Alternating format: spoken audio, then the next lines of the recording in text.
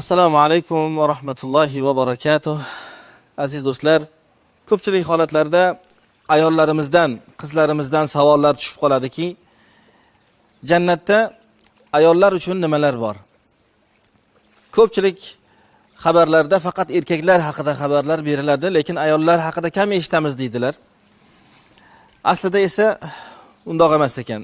Jannatda erkaklar uchun nima bo'lsa, albatta shuni misli qadari ayollar uchun ham Alloh azza va jallaning tayyorlab qo'ygan ne'matlari bor ekan. Eng muhimlari ayollarimizga xos bo'lganlarini eslab o'tamiz.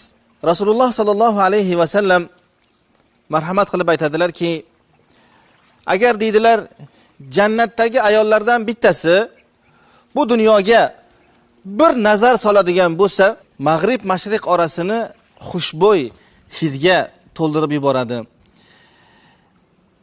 Wala nasifuha ala ra'siha, jannat ayolining boshidagi ro'moli khayrun minad dunya va ma fiha. Bu dunyodagi hamma narsadan ko'ra afzalroq. Ya'ni bu dunyo va dunyoni o'z ichiga olgan butun yaxshiliklari, butun boyliklari, butun imkoniyatlarini hammasidan ko'ra jannatdagi ayolning boshidagi bitta ro'molini afzalroq ekanligini Rasululloh sallallohu alayhi va sallam marhamat qilyaptilar.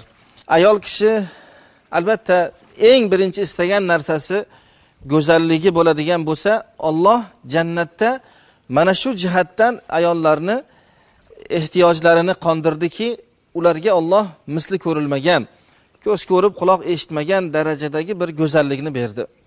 Buxoriyda keladigan bir hadisda jannat ayollarini Rasululloh vasf qilar ekanlar. Aytadilarki, soqi ichidagi iliklari ko'rinib turadigan darajada bir sof xilqat sohibalari bo'lishliklarini xabari beriladi. Alloh azza va jalla Qur'onda ayollarimizni, qizlarimizni ko'plab go'zal sifatlar bilan sifatladi. Bulardan biri Alloh aytadiki, وَلَهُمْ فِيهَا أَزْوَاجٌ مُطَهَّرَةٌ. Ular uchun jannatda pokiza bo'lgan, pok bo'lgan ayollari bo'ladi. Poklik, pokizalik o'z ichiga oladigan barcha ma'nolarni tushuning. Bu dunyodagi poklik, pokizalikka zid bo'lgan barcha xislatlardan xoli bo'lgan haqiqiy ma'nodagi poklik va pokizalik ham ichki dunyosida, ham tashqi dunyosidagi poklikka erishgan ayollarni Alloh azza va jalla jannatda bo'lishliklarini xabar qilyapti bu oyatda. Boshqa bir oyati karimada esa ka'annahunnal yaqutu val marjan. Ular xuddiki yoqut va marjonlarga o'xshagan bo'ladilar deb Alloh ayollarni yoqut va marjonlarga o'xshatadi. Yana boshqa bir oyatda esa Alloh azza va jalla va hurun ayn ka'amsalil lu'lu'il maknun. Ular hurul ayn, ko'zlari go'zal, keng, yumaloq ko'z sohibalari bo'ladilar. Xuddiki yashirib qo'yilgan duru gavharga o'xshaydilar ular deb Alloh yana ayollarni vasf qiladi. Ayollar jannatda haqiqiy ma'noda ko'z ko'rmagan, quloq eshitmagan, aqliga kelmagan inson bolasini aqli tasavvuri sig'dira olmaydigan darajadagi ne'matlar ayollarimizni kutadi inshaalloh.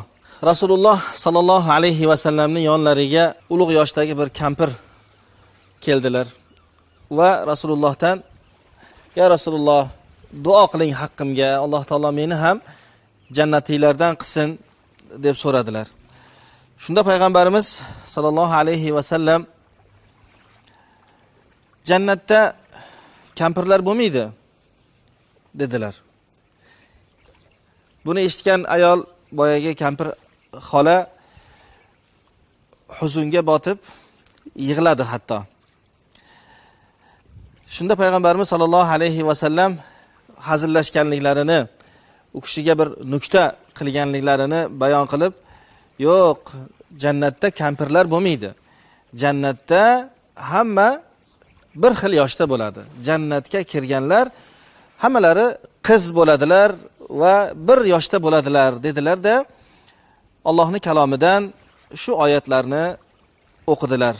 Alloh aytadiki: "Inna ansha'nahunna insha'a faj'alnahunna abkara uruban atraba." 3 oyat.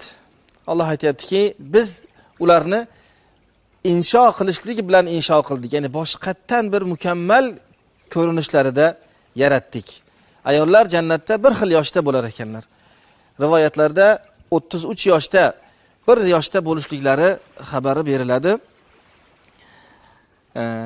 Va ular faj'alnahunna abkara, bikr, ya'ni qiz bola ko'rinishlarida bo'lishliklarini Alloh aytadi. Uruban atroba, va ular husn jamollari tarafidan, jihatidan bir xil bo'ladilar. Bir-birlariga juda ham yaqin, mehribon, qalblari sevgi, muhabbatga to'la bir holatda bo'ladilar, deydi Alloh. Yoshlarini bir xil bo'lishligi, go'zalliklarini bir xil bo'lishligi va ko'p jihatlarini bir-birlariga yaqin bo'lishligi ularni aynan ayollarimizni bu dunyodagi eng qiynagan, ularni eng yoqadigan bir, ularni bir musibatlari hisoblangan bir hislatlari rashk o'tidan, rashkdan xoli bo'lishliklari uchun Alloh taolo jannat ayollarini bir xil ko'rinishda, bir xil sifatlarda yaratar ekan.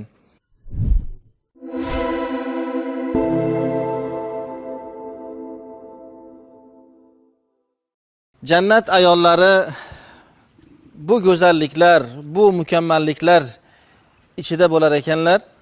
Ayni zamonda ularning xulqlari, ichki dunyolari ham bir mukammal bo'lar ekan. Alloh azza va jalla aytadiki: "Fihinna khayratun hisan."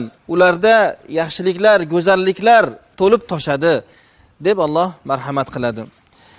Yana boshqa oyat karimada esa qasiratut tarf, ayollarni vasf qilar ekan, jannat ayollarini sifatlar ekan, ularni qasiratut tarf, ya'ni ko'zlari o'zlarining mahramlaridan, o'zlarining erlaridan boshqalariga ya'ni qisqartirilgan, faqatgina o'zini juftini, o'zini halolinigina ko'radigan bo'ladilar ular deb Alloh jannat ahllarini vasf qiladi. Aslida ayol kishining go'zalligini eng asosiy nuqtasi ham mana shu joyda ki, vafodorligi.